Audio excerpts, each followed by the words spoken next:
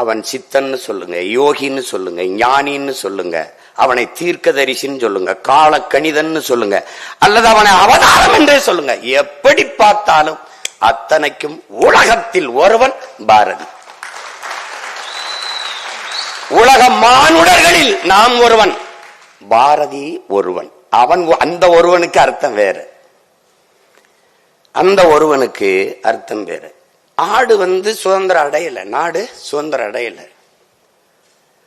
அவன் 21 இறந்துடுறான், 47 தான் விடுதலை அடையுது நாடு. ஆனால் அவன் அதற்கு முன்பு அடைஞ்சிடறான். ஏடா போராடிட்டு இருக்கோம், அது அடையுமா அடையாதா, அதுவா இதுவா, அதெல்லாம் கிடையாது, அடையுது. ஆடுவோமே பல்லு பாடுவோமே ஆனந்த சுதந்திரம் அடைந்து விட்டோம் என்று சொல்றார். எங்கும் சுதந்திரம் என்பதே பேச்சு, நாம் எல்லோரும் சமம் என்பதை ஆச்சுங்கிறான். அவன் முடிவு பண்ணிட்டான், சுதந்திரம் அடையல, அவ அடைஞ்சிட்டான்.